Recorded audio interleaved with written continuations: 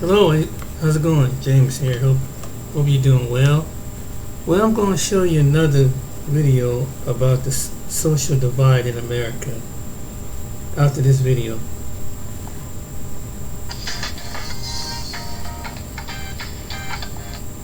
White people, how do you feel about the segregation ban? I already know how people of color feel and other minorities, but what about y'all? How do you feel about this? Like, are you happy?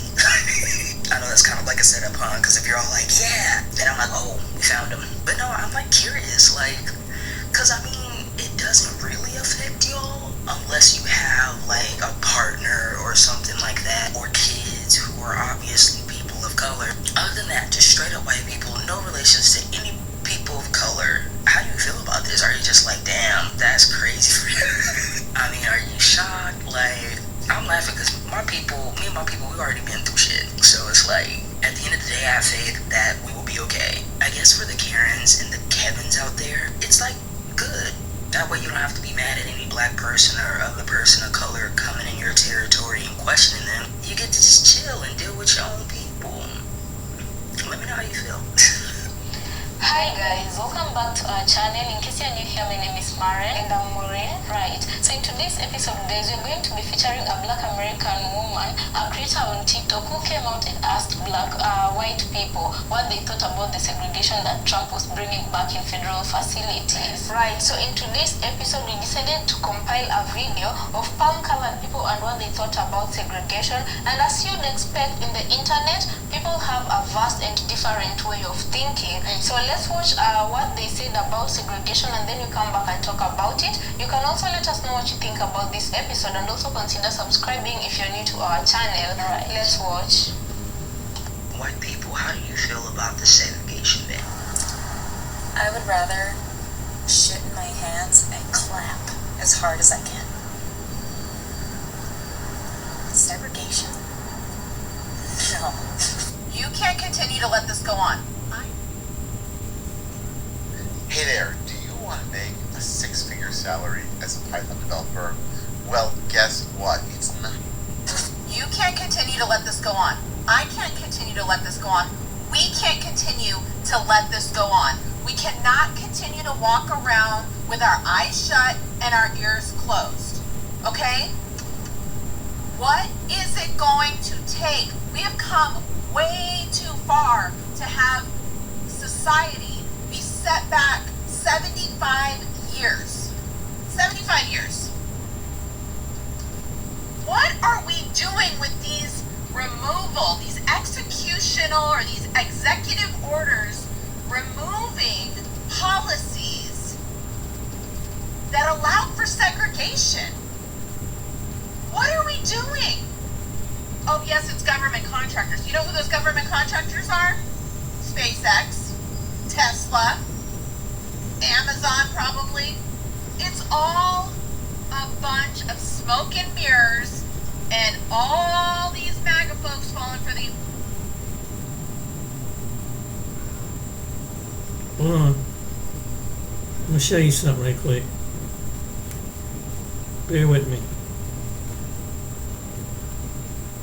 States has played a significant role in the history and development of the country.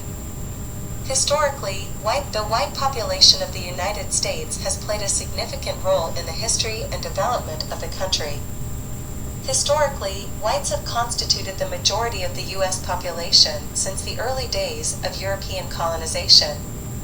Over the centuries, this demographic has been shaped by waves of immigration, mainly from Europe, which brought a diversity of cultures, languages, and traditions.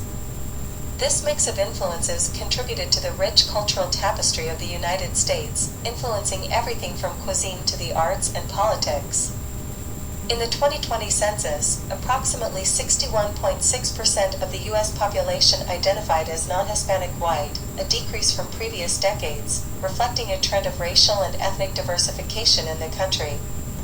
For those interested in exploring more about this topic, I recommend watching an informative video that highlights the 10 states with the largest white populations in the United States.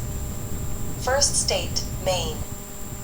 Maine, located in the northeastern United States, is known for its picturesque landscapes and tranquil life. It stands out not only for its natural beauty, but also for its demographic profile. According to the most recent U.S. Census data, Maine has one of the highest percentages of white residents in the country. Approximately 94.4% of its population identifies as white, which is significantly higher than the national average. This demographic characteristic has historical roots dating back to the state's early settlement, predominantly by Europeans. The state's demographic profile has been relatively stable over the years, with only minor changes in racial and ethnic composition. Maine's population is predominantly of English, Irish, and French-Canadian descent. Second state, Vermont. Vermont, located in the heart of New England, is known for its stunning natural landscapes and a demographic profile that stands out in the United States. According to the most recent U.S. Census data, Vermont has one of the highest percentages of white residents in the nation. Approximately 94.2% of its population identifies as white, a number significantly higher than the national average. This demographic characteristic is deeply rooted in the state's history, which was shaped by European settlement and relatively low levels of immigration from non-European countries. Economically, Vermont's predominantly white population has traditionally been involved in agriculture, forestry, and more recently, in tourism. Third state, New Hampshire. New Hampshire, one of the northernmost states in the United States, is known for its large white population. Based on the most recent data, New Hampshire has one of the highest percentages of white residents in the nation. Approximately 93.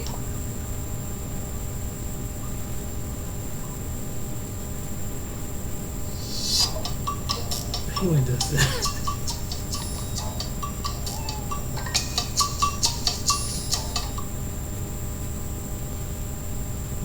Of white residents in the nation. Approximately 93.8% of its population identifies as white, a number significantly higher than the national average. This demographic characteristic is a reflection of the state's history, which was heavily influenced by European settlement. Furthermore, the demographics of New Hampshire are undergoing changes.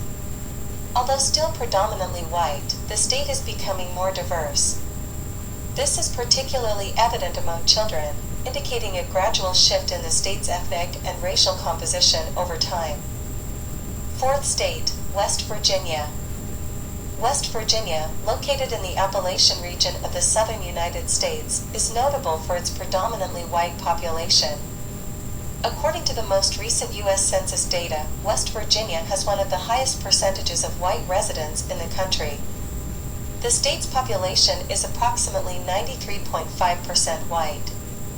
The predominance of the white population in West Virginia has had a significant impact on various aspects of the state's life and culture. Economically, the state has traditionally been dependent on industries such as coal mining and timber, sectors that have historically employed a large number of white workers. However, with the decline of these industries, the state has faced economic challenges, including high unemployment rates and poverty. Fifth state, Iowa. Iowa, located in the Midwestern United States, is known for its agricultural heritage and is a key player in American politics due to its early presidential primaries. The state's demographic profile is predominantly white, reflecting its historical settlement patterns. According to the most recent U.S. Census data, Iowa's population is approximately 90.6% white, which is significantly higher than the national average. Politically, Iowa's demographic composition has had a significant impact. The state is known for its political moderation and has been a key battleground in presidential elections. The views and concerns of its predominantly white and rural population have often influenced national political discourse, especially during the presidential primaries. Sixth state, Wyoming. Wyoming, with its stunning landscapes and rich history, stands out in the United States for its demographic profile. According to the latest data, Wyoming's population is predominantly white, with about 92.5% of its residents identifying as such. This demographic trend is not just a contemporary snapshot, but a reflection of the state's historical development, influenced by European settlement patterns and migration trends. The demographic composition of Wyoming has played a crucial role in shaping the state's cultural identity.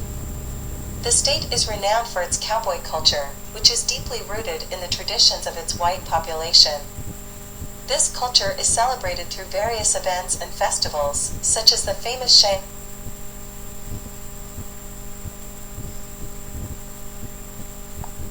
And all these MAGA folks falling for the okie doke. It has to stop. And in the latest news, guess who's overseeing the housing board? Oh yeah, Musk. Musk, along with his buddies.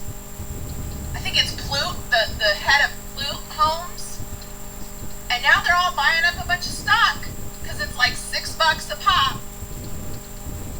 They're taking everything. They're taking everything. When in history have we had a president incite this amount of fear among so much of the country?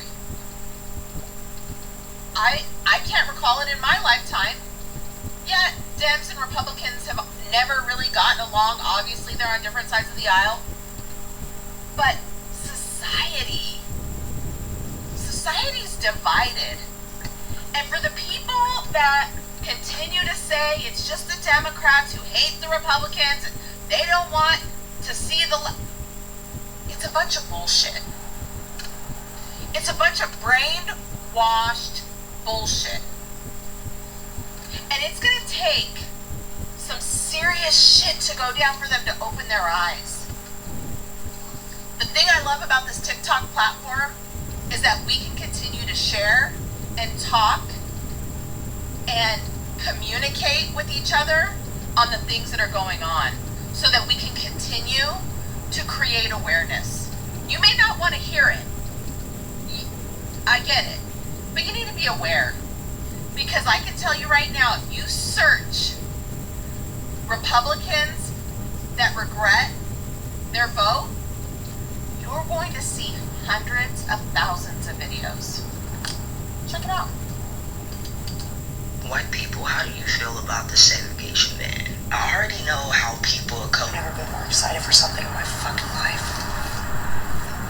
It's just going to be so exciting for me because it's going to take a lot of the guesswork out of who I can be to everyone. Joelle Nicole Johnson, she made a really good point. She said, bring back segregation, let's do it. We're going to have black-only restaurants, black-only shops, black-only theme parks, black-only everything, right? Those will be the only good places to go. With all the good food, the good music. It would bring me so much joy to see that. And they're not saying like, hey, you know, it's really truly blacks only. They would allow the approved whiteys like myself to come and think about it. That would kill all the racists that not only black people are spending their hard-earned dollars on only black businesses, but white people are too. Segregation is no longer illegal. Dude, when are people going to realize his idea of making America great again is de-evolving us? Like literally. He wants more manufacturing. That was the industrial age. We are in the technological age now. We've moved on. He wants to go back, and that's very clearly visible as Trump made segregation not illegal in federal contracts and is blaming it on DEI. Dude, that's just straight up racism. And before MAGA says it's not, segregation is racist. It's racist. Trump just brought back segregation. That's all that's on my FYP today. Be so for real right now. We are in 2025. Just stop with that freaking narrative. Just stop already. What's even worse is the amount of people that I'm seeing commenting that are like, yeah, good, I hope he brings it back. And most of those people are... She made that comment, right? Okay, when you listen to this video, this is gonna come back what she say. Racism is a haunting shadow that has stretched across America's landscape for centuries. From the days of colonialism to the present, this insidious issue has seeped into the very fabric of our nation. But just how long has America been grappling with this relentless adversary? To understand the scope of American racism, we must first recognize that it has been an unfortunate part of the nation's history since its inception. From the horrors of slavery and the displacement of indigenous populations to Jim Crow laws and segregation, racism has left an indelible mark on this country. America's journey to confront racism reached a pivotal moment during the civil rights movement of the 1950s and 1960s. Activists like Martin Luther King Jr. and Rosa Parks courageously fought for equal rights and challenged the deeply entrenched racist systems. Despite significant progress, racism continues to persist in various forms today. It manifests in disparities in education, criminal justice, employment, and more. It also often rears its head in the form of microaggressions and unconscious bias, which can be just as insidious. The struggle against racism is ongoing, and its impact is felt in every corner of the United States. Today, we'll take a closer look at 10 different states to understand the unique challenges and progress they've made in the fight against racism.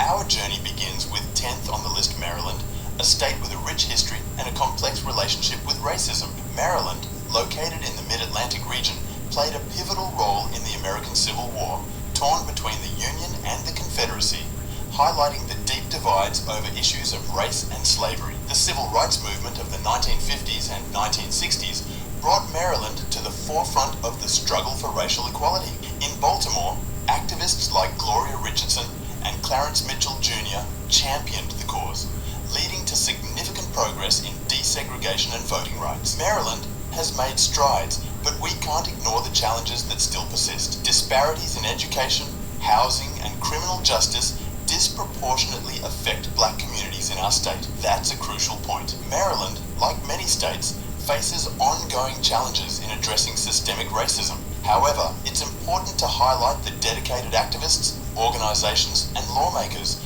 who are working tirelessly to combat racism and promote equality. Our exploration continues as we head to number 9th West Virginia, a state with its own unique history and challenges regarding racism. West Virginia, often associated with its predominantly white population, is not exempt from the complex issues of racism that persist in America. During the Civil Rights era, West Virginia experienced its own struggles for racial equality. Activists like Leon Sullivan and Joan Browning fought for desegregation and equal opportunities for black residents, leaving a lasting impact on the state. While West Virginia may not have faced the same level of racial tensions as some other states, it still has work to do. We've seen improvements in certain areas, but racial disparities, particularly in healthcare and education, continue to exist. Indeed, racial disparities persist in many aspects of life, including education, employment, and healthcare. It's essential to acknowledge these challenges to work towards a more inclusive future. On number 8, we have Arkansas, a state with a deep and complex history intertwined with issues of racism and civil rights. Arkansas's history in the context of racism is marked by significant milestones and challenges. Arkansas gained national attention during the civil rights movement when the Little Rock Nine courageously desegregated Central High School in 1957. Their bravery in the face of violent opposition left an indelible mark on the nation's fight against racial segregation. The Little Rock Nine was a turning point in the civil rights movement. While it symbolized progress, it also exposed the deep-seated racism that existed in the state. Despite the progress made during the civil rights era, Arkansas still faces challenges today. Racial disparities in income, education, and access to healthcare persist, highlighting the ongoing struggle for equality. Number 7th is this state, known for its wheat fields and prairies, also has a complex history when it comes to racism and civil rights. Kansas made a significant contribution to the fight against racism with the historic Brown v. Board of Education case in 1954. This landmark Supreme Court decision declared racial segregation in public schools unconstitutional, setting the stage for broader desegregation efforts across the country. Brown v. Board of Education was a watershed moment in the civil rights movement. It demonstrated that the struggle for racial equality was not limited to the South, but was a nationwide issue. Continuing our exploration, we now journey to 6th state Wisconsin, a state known for its beautiful landscapes and vibrant community. However, like many places across America, Wisconsin grapples with its own challenges related to racism. During the Civil Rights Movement, Wisconsin played a role in supporting the struggle for racial equality. Activists in cities like Milwaukee and Madison participated in marches, protests, and advocacy. And most of those While people do not Wisconsin has a proud history like of me. civil rights activism, we're not immune to contemporary challenges. Racial I don't know why disparities you want exist that. in areas such as education, Sounds criminal pretty damn justice, equal and to me. housing. Indeed, He Wisconsin did not bring back segregation. What he did is try to protect women and children in bathrooms. I don't see where that's a problem. I would prefer to not have to worry about being in a restroom with a man walking in. Just a thought. I do have a daughter. I'd like to know that she's safe when she's in there. So, yeah. Trump did not bring back segregation. He did not bring back racial segregation for those in the back. It's time to speak up. They're rolling. faces ongoing challenges in addressing systemic racism. However, it's also home to passionate activists, community organisations, and policymakers dedicated to creating a more equitable future. Our next destination on number 5 is Hawaii, a state celebrated for its diverse culture and breathtaking scenery. Hawaii offers a unique perspective on racism in a multicultural paradise. Hawaii's history is marked by the harmonious coexistence of diverse ethnicities and cultures. However, even in this diverse paradise, issues of racial discrimination and inequality persist. Hawaii's story serves as a reminder that diversity alone is not enough to combat racism.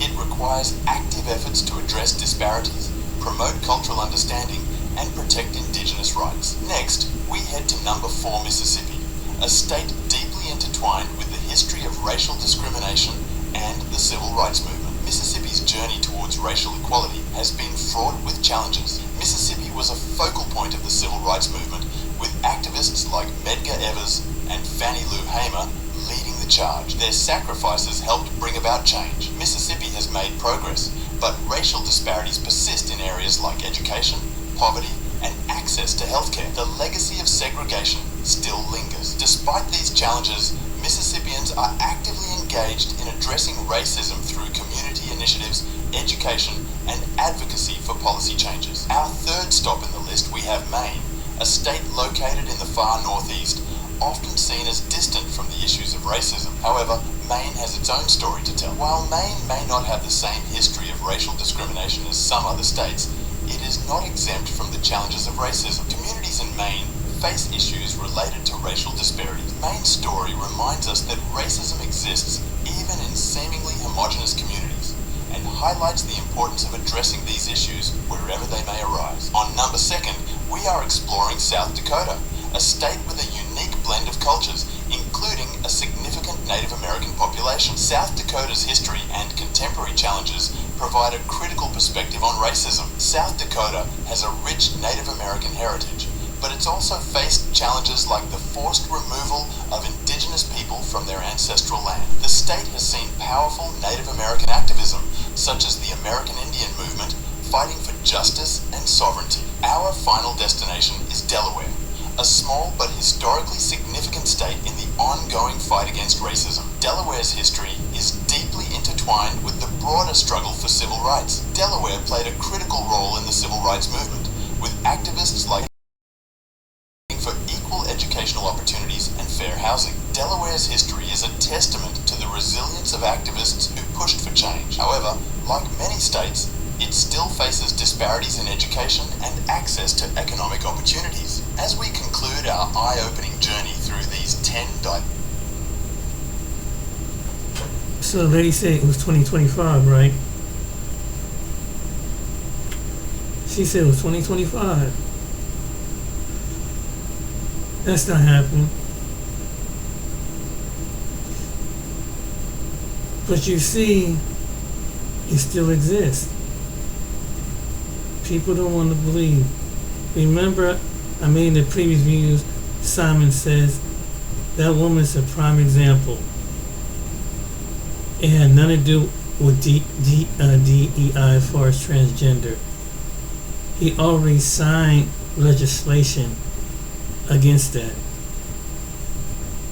It had nothing to do with the transgender, which is out of the LGBTQ community.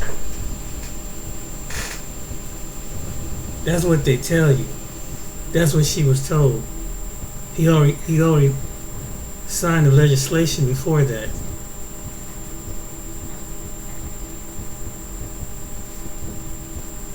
But like some people, they give Deftone and they don't do their research. And there it is, people. I mean, we've been segregated. Them states and places and stuff, they're pretty much telling you that they were segregated. And it's something when people don't believe it, they don't want to face it. They think that their little part of the world isn't. It can't be. It can't be. You know, you're living in the past. And if someone's living in the past, then why do we keep seeing things of the past? If we in the past, if we want to bring up old stuff. If we didn't bring up old stuff, then why do we address it? Because obviously it's still a problem. And people don't want to make it. They don't want to admit it. So they'll dance around it.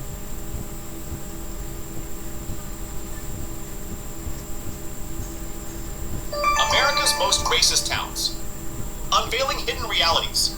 We'll explore some shocking truths about towns grappling with racism in the United States. Number 10. Harrison, Arkansas first. We have Harrison, Arkansas, a town historically associated with racism. It's even been called America's most racist town. But it's important to note that not all residents share this sentiment. Number 9, Anchorage, Alaska. Heading north to Anchorage, Alaska, we uncover a different form of prejudice. Native Alaskans face invisible racism, contributing to higher crime rates and educational disparities. Did you know that Alaska is not only America's largest state, but also its most diverse? Number 8, Leith, North Dakota. Now, let's talk about Leith, North Dakota, a tiny town that became infamous when a white nationalist attempted to take it over. The community's resilience and unity prevailed in the end. Can you believe that a handful of determined residents stood up to hate and won? Number 7, Fresno, California. Shifting gears to Fresno, California, we discover a city divided. Its western half, predominantly Latino and black, faces neglected infrastructure and education, highlighting deep-seated issues. Surprisingly, Fresno has been hailed as one of America's most affordable cities, yet disparities persist. Number 6, Vidor, Texas. Venturing to Vidor, Texas, we encounter a town with a dark past as a sundown town where black Americans weren't allowed after dark. While progress is being made, challenges persist. Did you know that Vidor is Rediv spelled backward, a nod to its unsettling history? Number 5, Rochelle, Georgia. Rochelle, Georgia sheds light on a disturbing practice, segregated proms. It took students' courage to challenge this practice in 2014, showcasing the persistence of racial divisions. Surprisingly, Georgia was one of the first states to recognize Juneteenth as a state holiday. Number 4, Crown Heights, Brooklyn. Moving to Crown Heights, Brooklyn, we see that even in diverse urban areas, hate crimes are on the rise. This neighborhood's history is marred by racial tensions, highlighting a broader issue. Did you know that Crown Heights is famous for its Caribbean carnival? Number 3, Milwaukee, Wisconsin. Milwaukee, Wisconsin may be known for its quality of life, but it grapples with racial disparities. High suspension rates for black students and high incarceration rates for black men underscore these challenges. Surprisingly, Milwaukee is often called the City of Festivals. hosting numerous cultural events throughout the year. Number 2, Honolulu, Hawaii. In Honolulu, Hawaii, paradise isn't the same for everyone. Native Hawaiians, who make up a significant part of the homeless population, face the impact of Western tourism on their home. Did you know that Hawaii is the only U.S. state made up entirely of islands?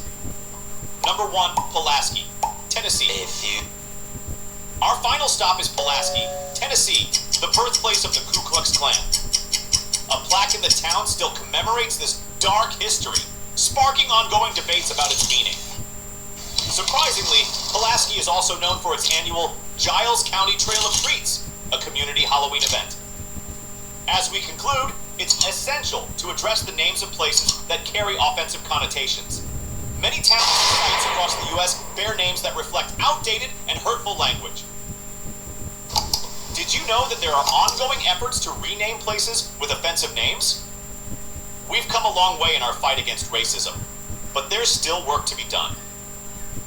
These town stories serve as a reminder that change is possible when we confront our past and work towards a more equitable future.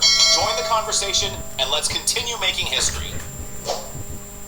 Let's continue these conversations and actions to build a more inclusive and just America. Together we can make a difference. Speak up. They're rolling back segregation. They are rolling back segregation. It is now no longer illegal to require separate facilities for people of different races. It is no longer illegal to say, here's the white water fountain and here's the colored water fountain.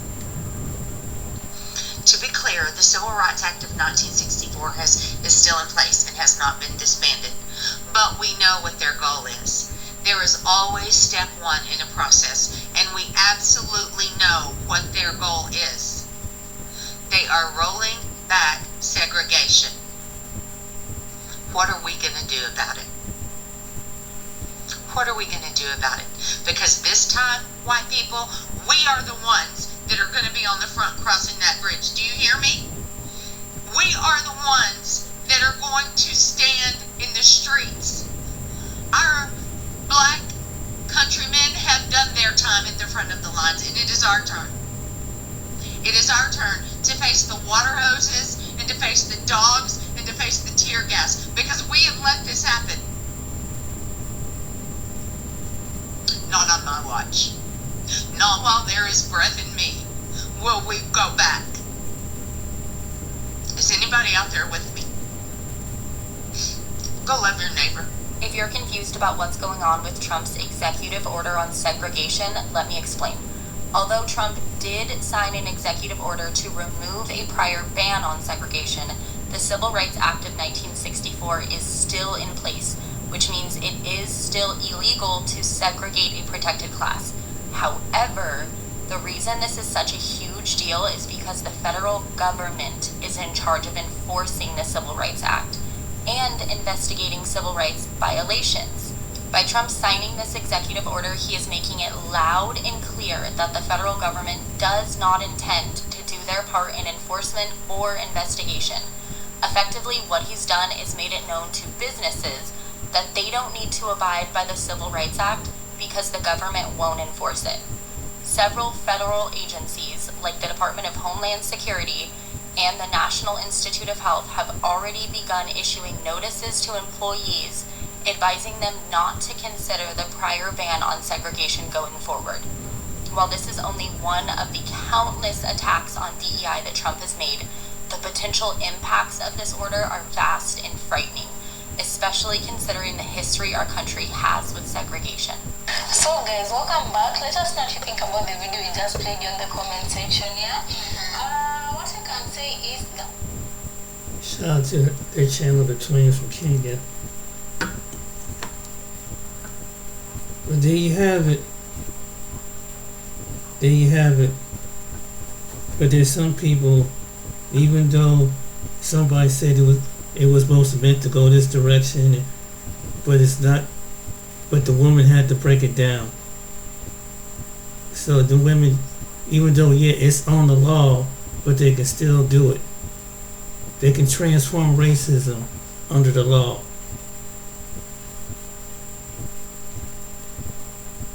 and it even would cover up.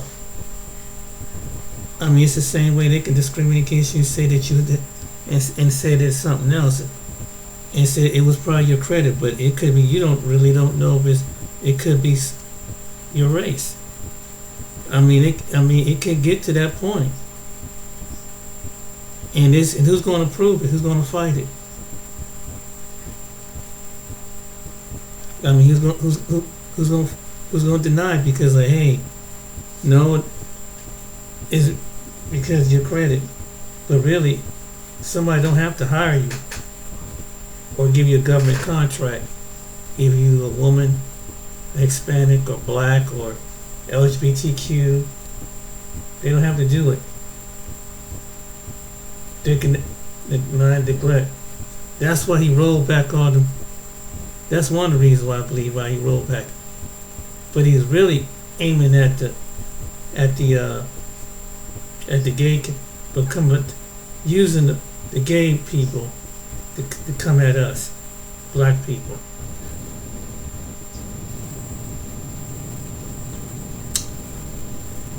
Now, oh boy. Show a little bit of this video. Imagine waking up to the sound of gunfire, or walking down the street with the constant fear of being mugged. For millions of Americans, this is the harsh reality of living in the country's most treacherous cities. From crumbling urban landscapes to suburban sprawls with secrets to hide, we're counting down the 14 most dangerous cities in the U.S., places where the American dream has turned into a never-ending nightmare. Can you guess which cities made the list? Number 14, Louisville, Kentucky. Louisville, largest city in Kentucky, U.S., and the seat of Jefferson County, opposite the falls of the Ohio River.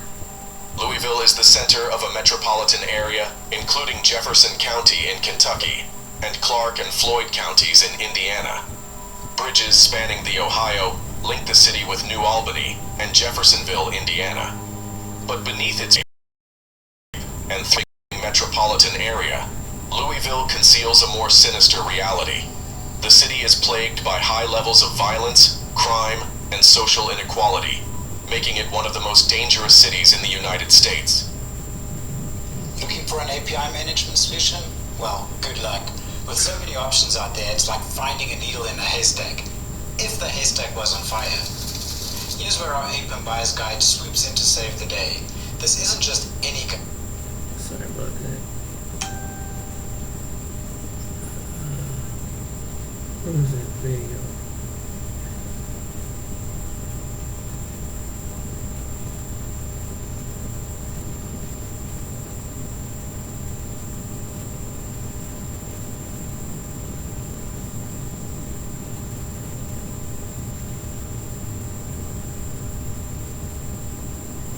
Yeah, it's crazy.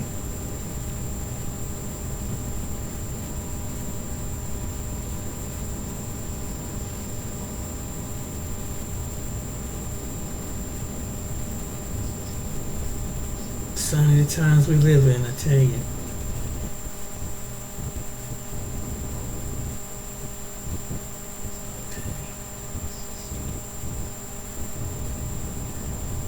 I'm definitely gonna use that video, but that's okay.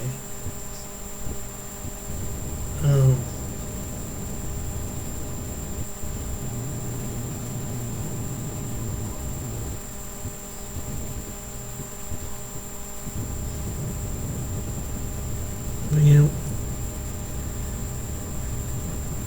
but it was basically that that it's an impoverished town that we have these issues and problems and stuff.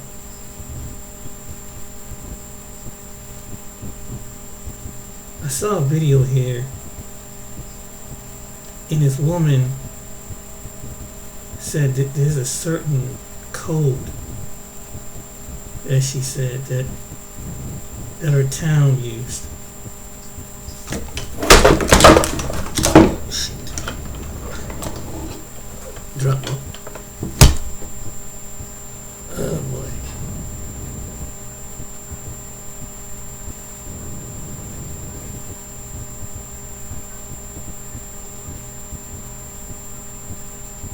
think that might be it. I don't think I can find it.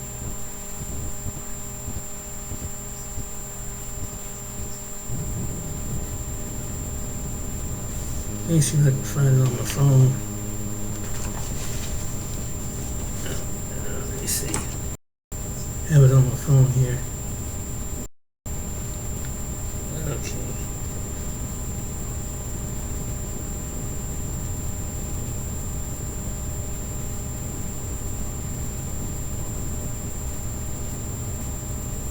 Just bear with me 1 second. I was shocked when she said this when I saw this video.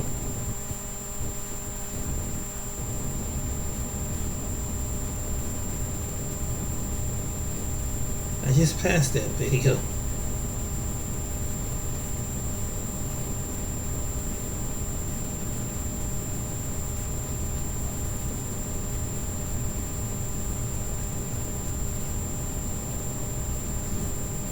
It was a video on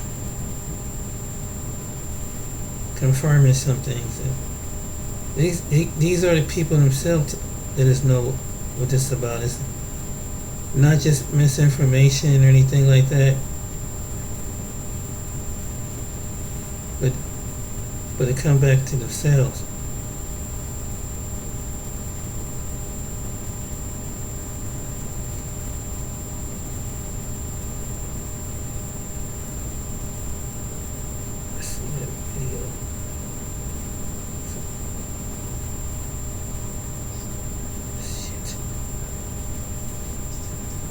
And the video is here somewhere.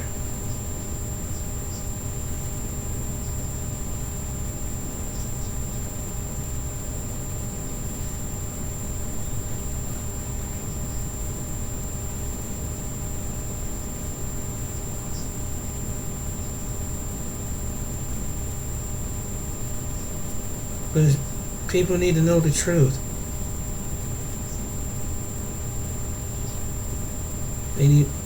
They need to know the whole truth.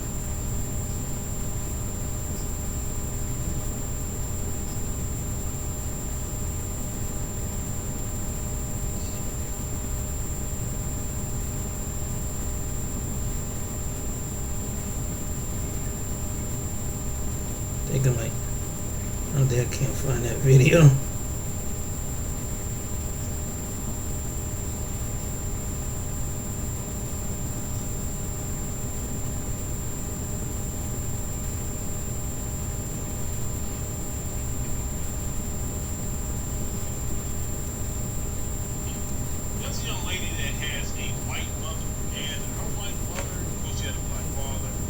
White mother was a straight up white supremacist and treated this child just horribly to the point that she just had to dismiss her out of her life, which is a beautiful thing she did that. Let's get rolling. My white mom is racist, but I'm mixed.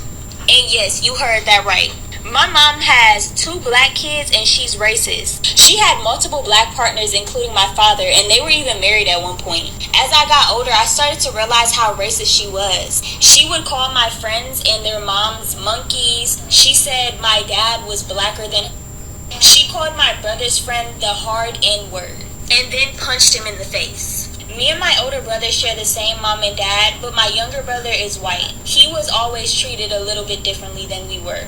She had bipolar disorder and she would always get real angry, and when she would get in her little modes, she would argue with everybody and just start saying a lot of racist things. My grandparents were even racist and they didn't mind her acting that way. So a lot of people be like, why did you cut off your family? Why did you cut off your family? This is not even the half. But just know everything I did was for good reason. Don't block your blessings by keeping people in your life that aren't meant to be there. Some people are just lessons. You know, I remember growing up in school, you would see kids, you know, like this one here in the video. And a lot of times they dealt with a lot of identity issues that we saw, or they just had this certain confusion. And they either, what I learned also from them, they either would lean heavy into their black side, or the times they try to lean into their white side, the white side like, no, you are not white. No, the most I give you is biracial. That's the most I give you.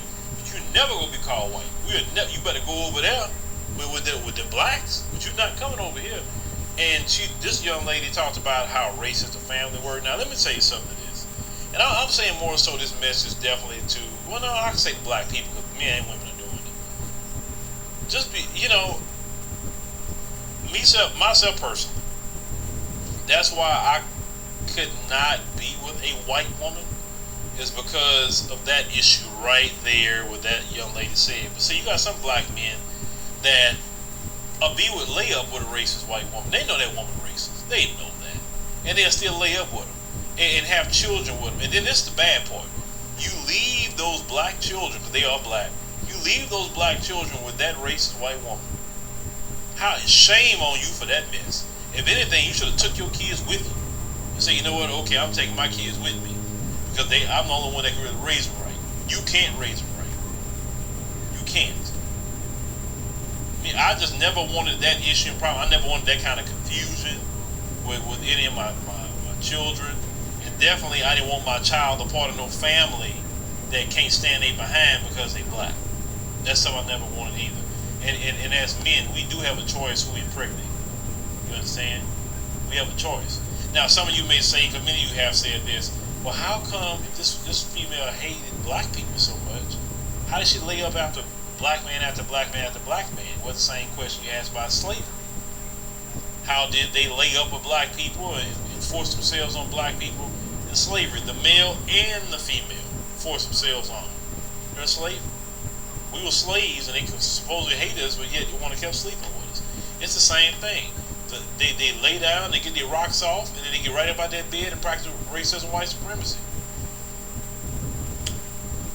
And just keeping it all the way 100 with y'all. That's how it is. So, everybody laugh at Dr. Umar and all that situation. And some of that is funny how he's kind of memed himself, especially on TikTok. But reality speaking, and I said this in the podcast, live stream, before. I said, look, if God himself told you can have all the women in the world you want to, just leave that one alone. Some of y'all would be mad about that, right? And say, well, you got billions over here, but you want to fool with this one? Now, am I saying all of them are that way? No, I would never indict all people of one way. No, I'm not saying all white women are that way. I'm not saying that. But I've said this before. Let's say if she's not that way. Let's say if she's not. What if her family is? Let's go scenario number 2. She's not that way. Her family not that way. But her society is. And we know if you live long enough, the majority in that society have anti-black racism. Now, the minority isn't that way at all. Isn't.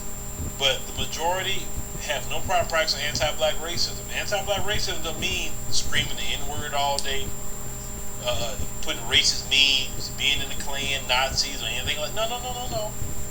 Anti-black racism is practiced in the passive-aggressive sense.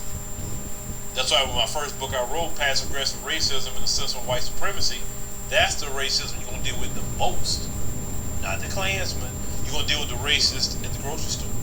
You're going to deal with the racist at the doctor's office, in the hospital. Everybody points to the police and the racism in the police. It's permeated everywhere. Firefighters, paramedics, anything that they are a part of, you better believe there's some anti-black racism somewhere swirling around it. Whether it's open or nuanced. You got these sisters, they doing something new. They go and get Zaddy, some of them, not all. And then a lot of them finding out the hard way that Zaddy was an anti-black racist too. Calling them the N-word and they get mad. Abandoning those children that they have with them. That's happening to black women too. But a lot of them don't like to talk about that. I've covered stories where Zaddy's out here doing heinous crimes to sisters. Heinous. Now, of course, at the end of the day, do what you do. Do what you do. I'm not one to tell you what to do. I'm just saying that particular group in America, we got too much ancestral beef. For me personally, too much ancestral beef to say you can just throw all that away and go lay up with them. I don't think but that's my personal opinion. You may not feel that way. That's my personal opinion. Because a lot of you are individualistic. You don't look at your kid, your group. You don't look at your ancestors. You don't look at any of that. Now, probably why did I play that? Because there might be some interracial couples that could be watching this. And it depends on where you move at in America, you're going to encounter certain things. And I've mentioned in past stories of what I've been through. And that's why I say if you do are an interracial couple, black woman with a white man, black man with another woman, don't stay in a part of America that's predominantly white. Because it's not good. Even though it could be safe, it could, in some cases, could be affordable, but you never know. It could be a history of a town downtown. But I showed that because that does happen. You have to be a strong person to be in that type of relationship. I mean, if you're a strong enough person on both sides, it can work. But don't meet, if you're a black person, you get with a white person, male or female, this should go to both. Make sure your children don't go through something like that. I dated a biracial female that her people were sort of like that. They said the N-word around them. So watch what family you get with. Cause like anybody else, the real side of some people come out. So take a lesson from this video, but yeah, if you are an interracial couple, be careful what part of America you live in. That's my warning. Alright then. I hope this has been really enlightening, but yeah, America is still segregated. It is still segregated. I have to show you that when she kind of say, no, this is 2050, this is 2025, that wouldn't happen. I have to show you she's wrong. And the ladies backed it up. Alright then. So I hope this has been a lesson. Yeah, but there's some people in America who you may never know, and they hide it very well. And one thing Phil forgot to mention, people who have that mentality when they see your spouse and it's they put on a different face. And they may not really accept you, but all of a sudden when you bring your spouse, their attitude change. Then they kind of look at you different. They might be kind of hostile to you. Just warning you, when you have a spouse of a different race, you might be around that crowd, that individual, because when you black people, it's the same way. But white people, that you might just, because it could be majority of people you talk to that you person good get along and they don't seem harmless, but as soon as you bring that other person around that has a different complexion and different features, they don't kind of direct it right away, but they get kind of hostile. They might even kind of throw some sarcastic remarks. I'm just giving you the code. That's the code of life. So if you love is love, but make sure you just people around you have the idea that's love. Know what you're getting into, just like any other relationship. Just know who you're getting with, and know who, because yeah, he has some good points there. Definitely, I can tell you from experience. Yes, that does happen. And being a nice, quiet, non-confrontational individual who's a nice guy, you're going to come across at some point in time. Somebody's going to use the N-word around you. Trust me. In the heat of passion, in the heat of anger. Trust me. It's going to come out some way. And wherever you are in America, just remember, And it can be probably go be if you overseas too. Think about it. Alright then, take care, be blessed. See you on the next video. Like and subscribe.